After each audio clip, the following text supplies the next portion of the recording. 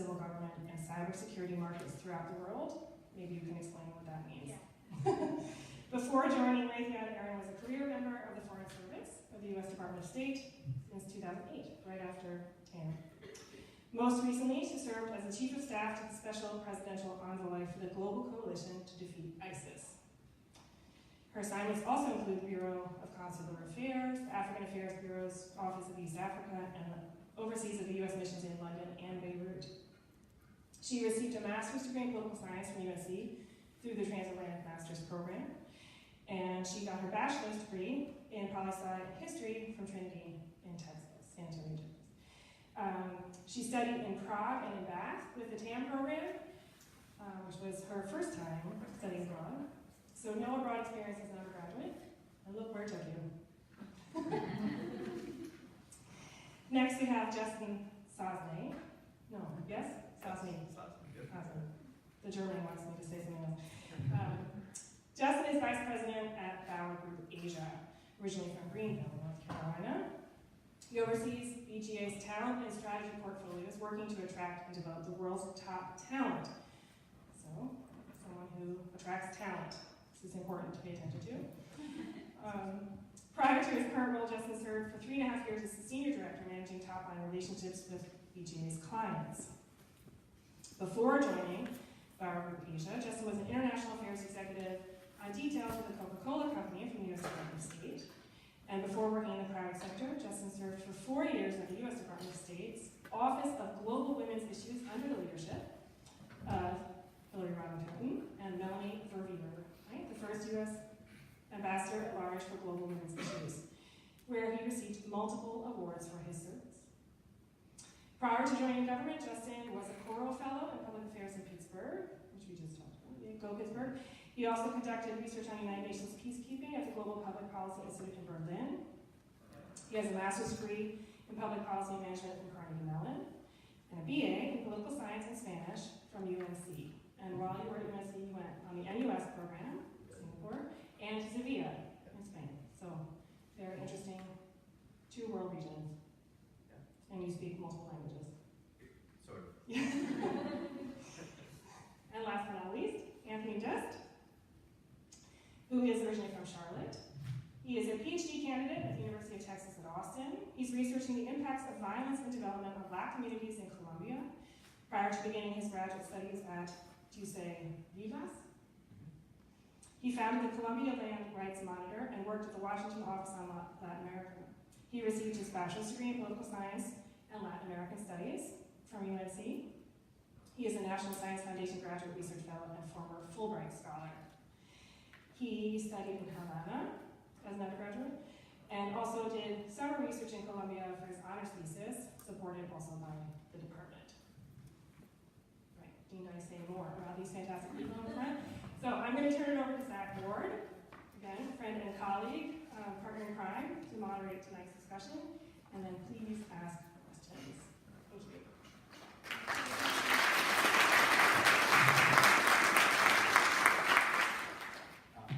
Thank you so much, Katie. Can you hear me? It feels like he's slipping down a little bit. Thank you so much, Katie. Really excited to be with you tonight. We have a lot of joy putting this event on for you all. And bringing back dynamic, outstanding alums. I think oftentimes, you can learn things in classrooms, you can learn things from advisors, mentors on campus. This is another thing to see the lived experiences of dynamic alumni who've gone out, changed the world, and are willing to come back and give to this university, give to your future. So we're thankful for that. I guess we'll go through a couple of moderated questions. Then, as Katie said, we'll open it up for you all. We want to give you this opportunity to ask questions, to kind of learn, again, directly from those that we bring on campus. The first question that I kind of think of whenever we bring alumni back is with the perspective of hindsight and your professional careers and your advanced degrees, what was that initial thing that made a globally oriented education attractive to you? Which, it doesn't, if anybody had a particular, we'll start with. Okay. Hi. I'm sorry, you might need to press the button, yeah.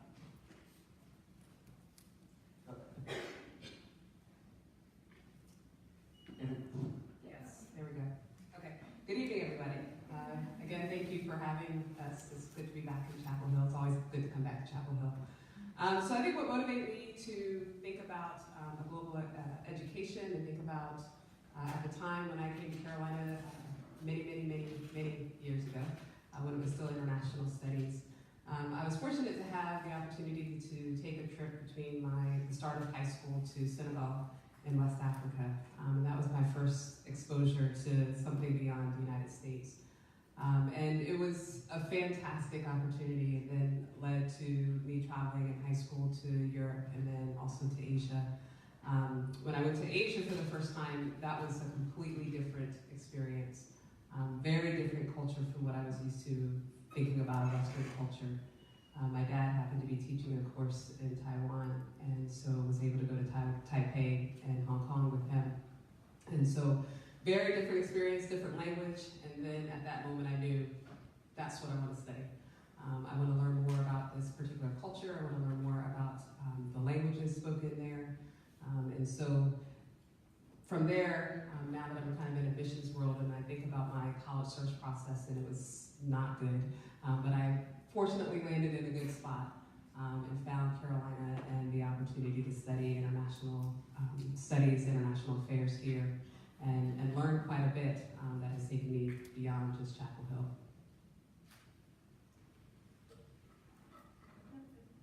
So thank you all very much. It's an honor to be back here at UNC in the Nelson Mandela Auditorium, where I got my undergrad degree in Latin American Studies and Political Science. And I think one of the primary motivations for me coming to UNC and what motivated me to pursue global studies and specifically Latin American studies was my passion for transforming U.S. foreign policy towards the rest of the world. And when I arrived at UNC in 2004, it was still the early years of the war in Iraq. And that was weighing heavily over my experience here. And I was starting to learn about how the United States was funding the war in Colombia with billions of dollars in primarily military aid. And my mother is from Colombia, so I had this kind of personal connection where I felt like I needed to really begin to understand the world a little bit more and position myself in relation to that. And so over the course of the last 15 years or so, I've been using the tools that I learned here at UNC and by working with organizations and social movements throughout Latin America primarily to reflect and analyze and position myself, like I said, in relation to what was going on around me. So after I graduated from UNC, I went to Columbia with a Fulbright scholarship, and I worked with victims organizations and human rights organizations, studied more about the conflict, ultimately returned to Washington, D.C., where I worked at the Washington Office on Latin America, which is one of the oldest human rights organizations in the country, that seeks to influence U.S. foreign policy by advocating before Congress, before the State Department, before USAID, and other kind of power brokers in Washington. Ultimately, I felt a little bit frustrated and constrained by that space because I felt that there was too much distance between the decisions being made and the people that we were supposedly representing. And I did a kind of DIY, do-it-yourself project, raised about $5,000 between family, friends, colleagues, and started my own organization in Colombia, where I was accompanying Black and Indigenous communities that were reclaiming land that they were kicked off of. So I lived with them in these war zones and tried to document what was happening and bring it to the attention of folks outside of Colombia, outside of the communities that they were living in. Unfortunately, that's unsustainable, and I'm sure we're going to talk about a lot of this stuff, but I ultimately returned to work on my PhD, and that's what I'm doing right now. It's reflecting on these experiences and a lot of other ones, but I'd say that what global studies provides is the tools to understand some of the central contradictions of the society we're living in, right?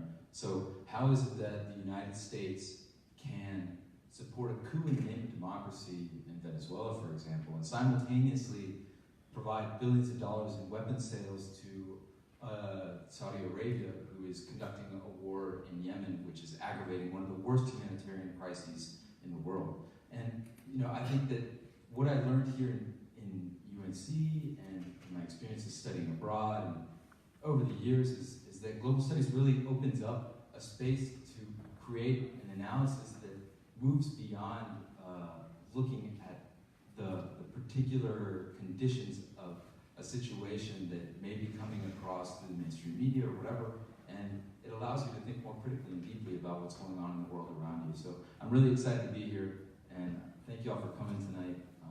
Looking forward to the questions.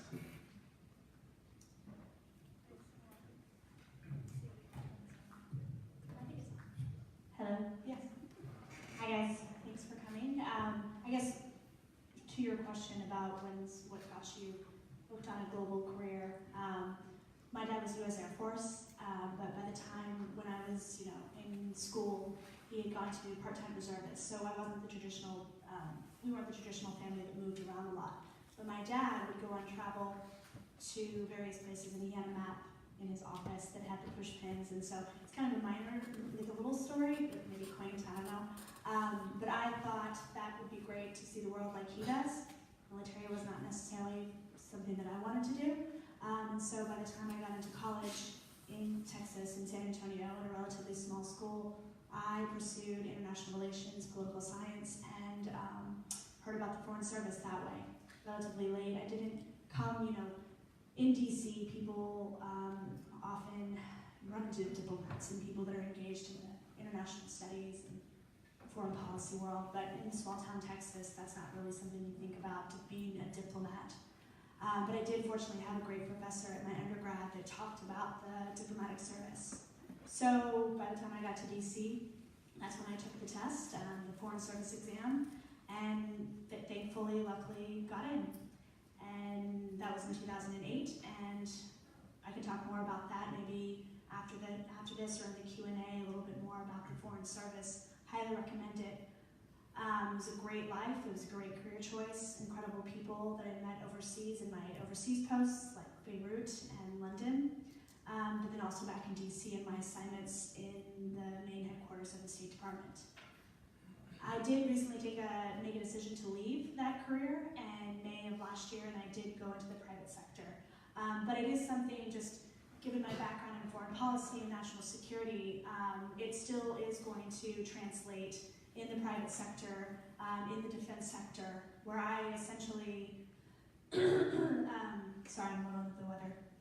I essentially, advise the company how DC works and the foreign policy implications of sales overseas to countries. Because ultimately there's a whole US government approval process, and sometimes things get snarled up. We had mentioned of the conflict in Yemen and what's going on in the world has impacts to US businesses and their decision making, and we try to help advise US businesses to make the smartest decisions in those types of pursuits. So I kind of spun out of the question, but I'm going to give the microphone over to Justin. Thanks, Erin. And actually, turns out we have more in common than just being neighbors in Washington. Yeah. So I grew up in eastern North Carolina, Greenville and Goldsboro, for the native Tar Heels among you. So actually, your story made me recall that when I was a kid, a young kid, 4 or 5 years old, I had a map above my bed, and I was not a kid who was particularly fond of nap time. So as it turns out, I spent my time just sort of staring at the map, and I think that probably was my initial kernel of curiosity. But I didn't go abroad until high school. I did a college trip to Europe, which, 10 days was enough to crack the door open a little wider, but it really wasn't until I got to UNC that the door was blown off the hinges. And what that looked like was doing the Singapore Summer Immersion Program, which is what it was called then. I think the name changed, the Southeast Asia Summer Program, over time. I'm probably getting that one. But anyway, it was transformative. Some of my best friends are still from that program. And Asia, being so different, really broadened my horizons in a way that I had never experienced, and energized me and encouraged me to learn more about the world, which I was quickly realizing I didn't know very much about. So after coming back to UNC, I helped start a student organization focused on Southeast Asia. I volunteered with immigrants and refugees. When I graduated UNC, I I tried to convince myself I wasn't one of those people who applied to law school because they had nothing better to do, and in fact, that was exactly what I was doing. So not getting into law school was actually great, one of the probably best things that ever happened to me professionally, because I've been a terrible lawyer. But anyway, so I ended up doing something called the Quorum Fellowship, which is a public policy fellowship. It's a national program. Happy to tell you more about it if you're interested. That was a bit of a tack to the right or detour. The international track is domestically focused, but ended up leading me back in the international space once I got into grad school and went to Berlin and ended up at the State Department as well for about 6 or 7 years, initially working on democracy and human rights, then on women's issues. I then transitioned to the private sector because we've done a lot of work with the private sector to do partnerships around development and diplomacy while I was there, so the private sector was a shiny object and seemed like an interesting space to explore, so I did that through my time at Coke and then landed in my current company where I've been for about 4.5 years. So also looking forward to your questions and to chatting with many of you. So, thank you.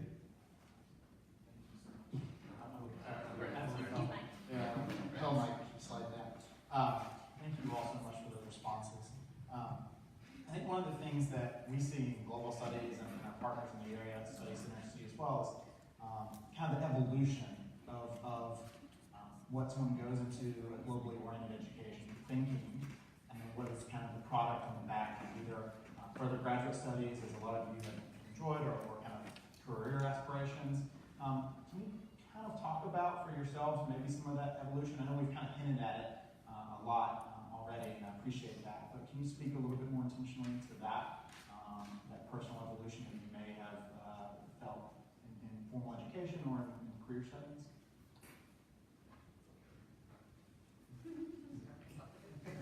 Start off again.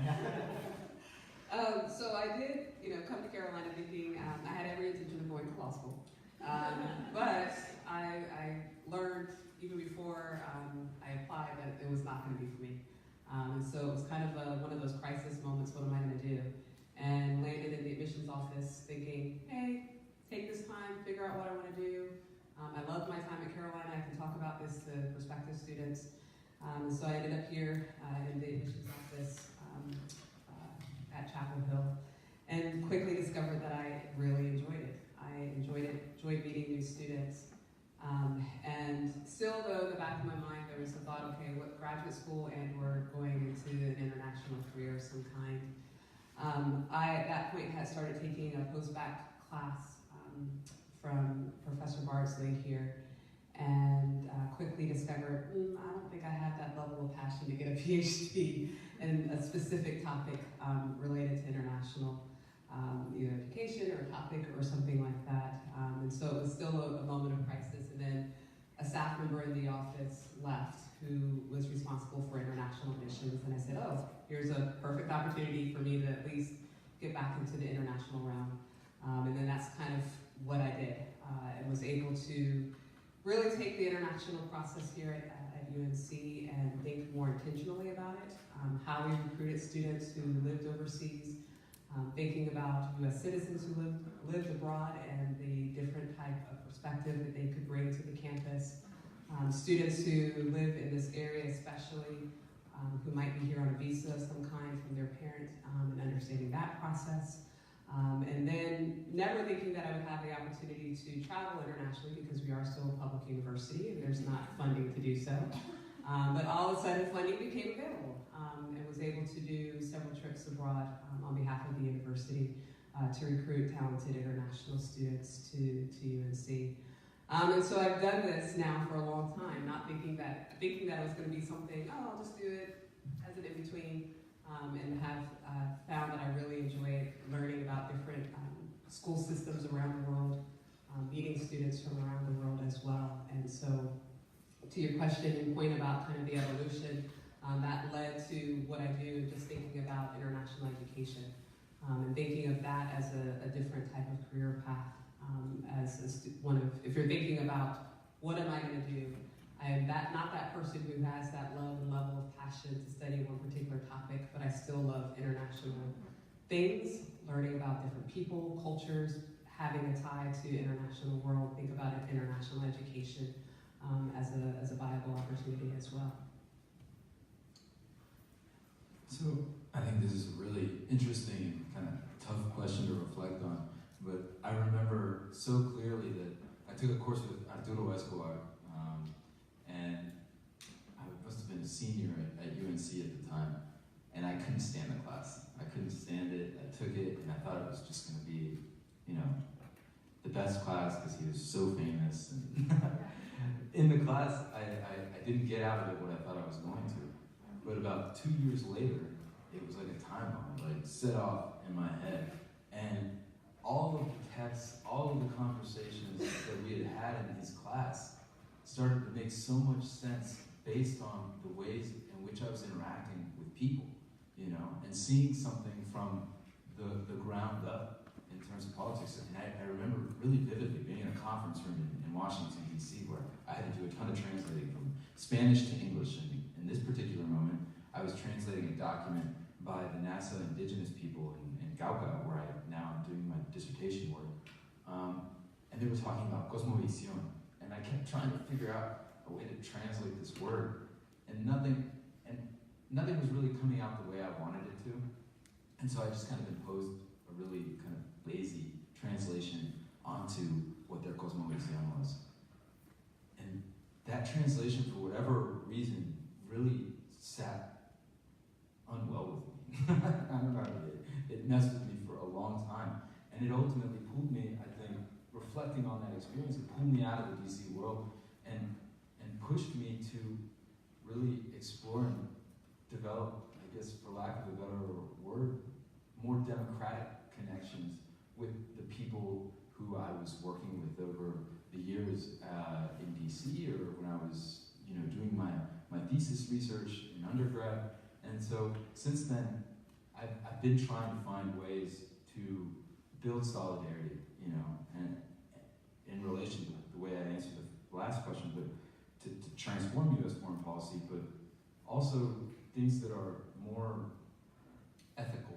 And that's been a challenge. It's something that I continue to work through right now. And I think as students of global studies, it's always a major question in the kind of work that you're doing, especially from a university based in the United States.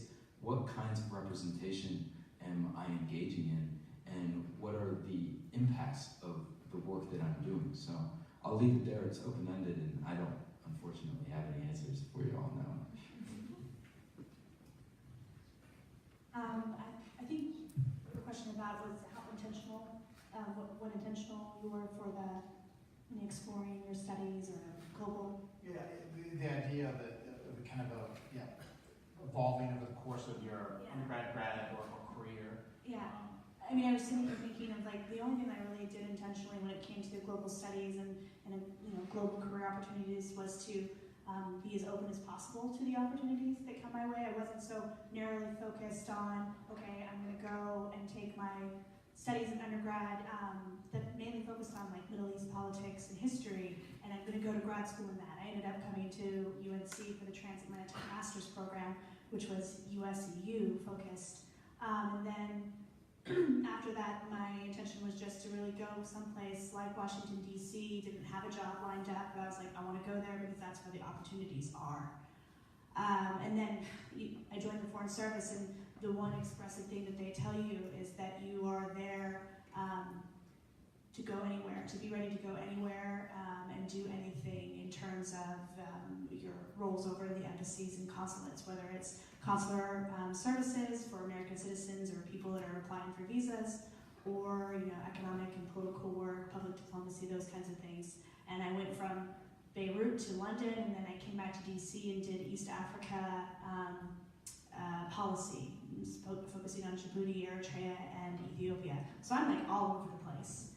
But really, at the end of the day, it was ultimately an exploration of what mattered, work that mattered, and trying to make a difference, especially in my last job, with being at the State Department, being the Counter-ISIS Envoy's office, which was on the political side of the problem, trying to get this diplomatic effort and build a global coalition of countries to take on this incredible transnational threat, terrorist threat.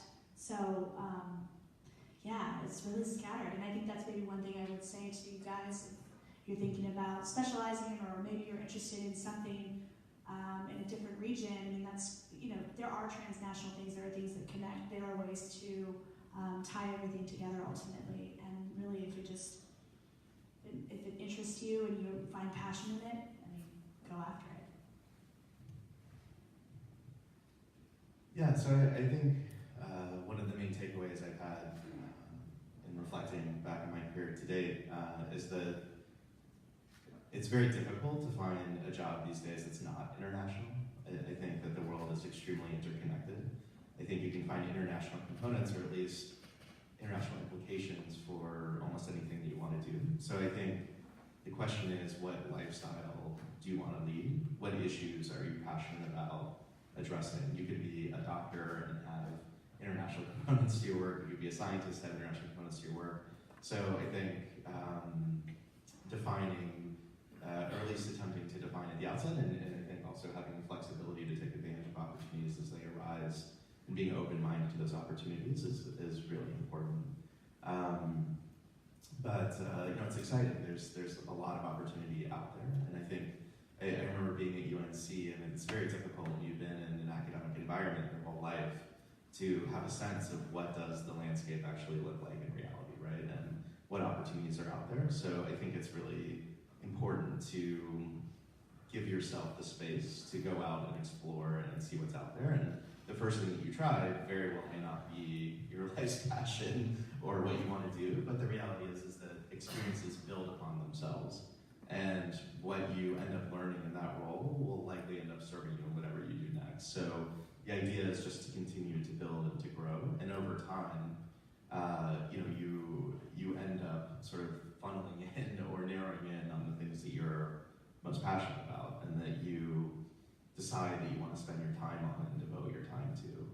Because as life progresses, you have less and less time. Time becomes one of your most scarce resources. So you, particularly with kids, but you have to decide what it is you want to devote your time to. And so anyway, I think the broader point is, if you want to do international work, there are a number of different pathways, and the foreign service, I would say, is at the far end of the spectrum in terms of it truly is a lifestyle.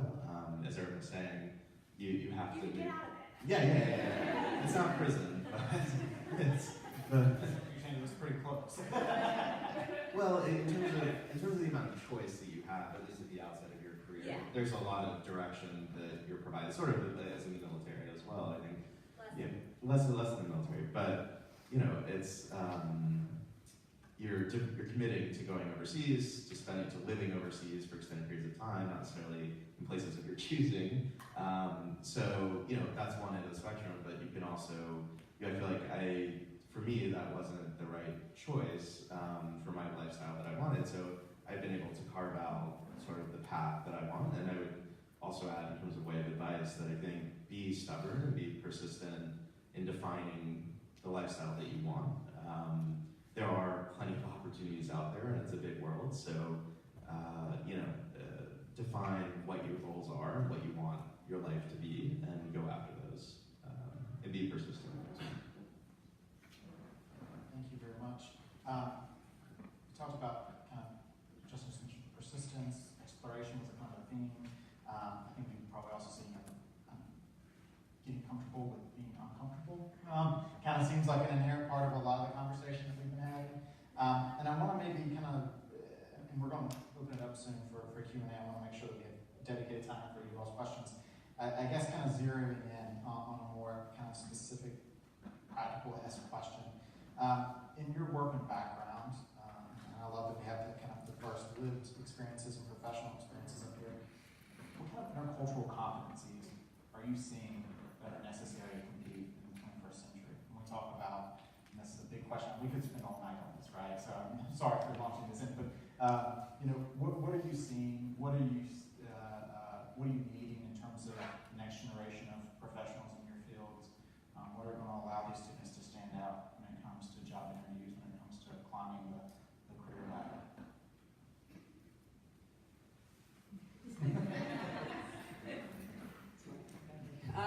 So I'll stick with a very basic So I have a staff of 25, and so that I supervise, and the staff who stand out in my mind are those who can problem solve quickly. Why am I using Google? You could have done that. Just something as basic as you have a question, look it up, do some research, and I know that you're being taught that here. So I think that at a very basic level, problem solving, critical thinking, which I know that you're getting in your classes. Thinking of just the intercultural piece, being able to work with other people and understanding different backgrounds and differences. And the world that we live in today is very different than I feel like even when I was in undergrad in 1995. Coming back to Chapel Hill, it is not the same place it was when I was here in 1995. The student body is different, the different types of languages, and it was a different experience coming from living outside of the DC area. So being used to being in a very international and global city all the time, even though I lived in the suburbs, but going into DC and hearing different languages, you see that now here at Chapel Hill. Back then, not necessarily so much. So I think having those basic ability to work with others, be patient with others, some of those critical thinking skills are going to be very important. So those things are very important. At a very, again, another basic level, having a different language and understanding a different language, and I do appreciate that the Global Studies program requires that as part of your degree here at the university. But being willing to take those risks, to learn a different language, to go in a place where you are uncomfortable, I think it's going to set you up well regardless of whatever it is that you end up doing, and will probably help you to stand out once you're thinking about an employee base and thinking about going into either grad school or going into working world once you graduate from the university. Thank you. I think that I agree a lot with what you just said, and I haven't had to hire anybody in 9 years. For me, one of the most important intercultural skills, if you can call it that, would be having an ethical stance that you're able to communicate and stand by even in trying situations. If there's one thing I think I've learned from the more professional side of working in global issues, especially in DC, is that there are a lot of spaces and places that will make you question or think about being opportunistic and not doing something that you actually believe in because there's an opportunity to take another path. And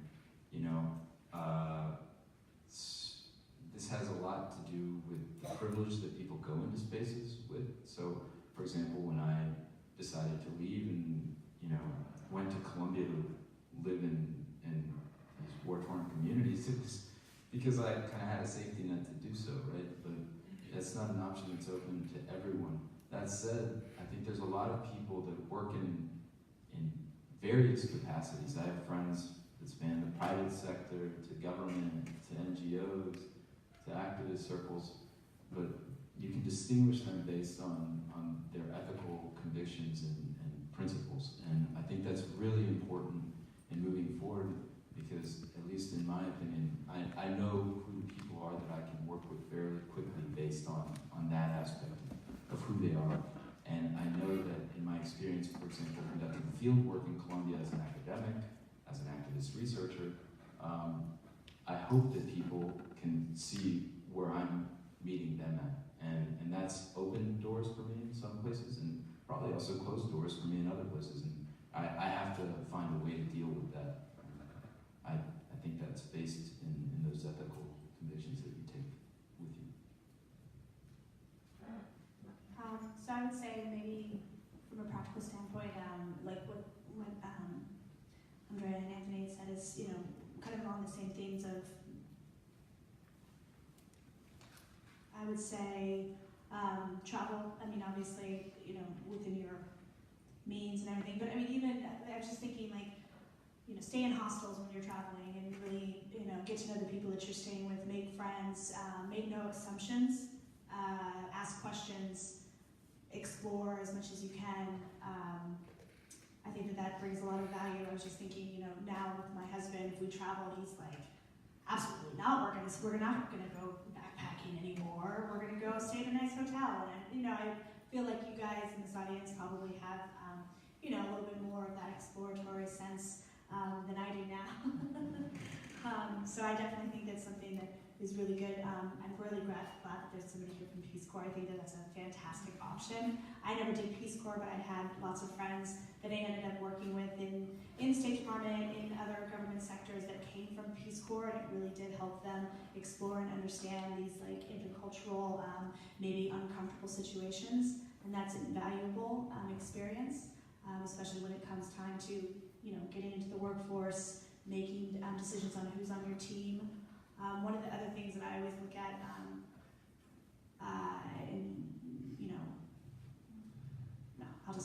I'm going to ramble on some more stuff, so I'm going to pass the mic. So I'd answer this in a couple different ways. I think academic frameworks are certainly useful. So for example, when I was at State, I ended up traveling to maybe 30 or 40 countries, and so being able to land somewhere and be able to immediately apply a framework for what you're seeing. I learned this from the ambassador that I worked for, from someone who was quite senior and experienced. And that gets to a broader point, which is find a really good mentor early in your career. But anyway, so having that framework is something that's quite useful from an academic perspective. But I would say even more fundamental than that is in getting to actual competencies and skills is empathy, because the more places that you travel, the more you realize what you have in common with people, and the frameworks and your intellectual curiosity that you demonstrate will go a long way toward helping you, providing context and helping you understand people's life experiences. So just a short anecdote on that, when I started in my current role and traveled to Singapore for a client meeting, and we had our managing director from Vietnam who was from Hanoi. And I honestly don't remember how we got on this topic. We'd never met before, but we ended up talking about Vladimir Putin and her affinity for Vladimir Putin, and having the historical and cultural context of knowing that North Vietnam had been previously very close to the Soviet Union, knowing that Vietnam is it's still a communist country, or communist country, it's very hierarchical. So having those frameworks, as academic and intellectual frameworks, is very helpful, but it enabled me to have an intelligent conversation, to connect on a very personal level, because at the end of the day, that's what it's all about. I think people are, if you can build relationships, that's going to take you a very long way, and far more than titles or specific jobs, it's relationships that will make you successful, or most successful. Those were great responses. And I think one of the things that's we're so proud of as a global entity here in this building and all across campus is a lot of what we talked about obviously opens doors abroad, but in terms of the globalization that we see in our own backyard here, I'm also from Eastern North Carolina, as a FAFL, so I think about the global competencies that we're talking about, that we're developing, getting comfortable, operating with great care, kind of leading with empathy. Again, these are things that I think are particularly useful in global context. That global context exists here in our own backyard and wherever we go. So thank you for those responses. I think for the sake of time, we're going to go ahead and open it up for student questions. You're the reason why we're all here. And so we'd love to go ahead. I think there will be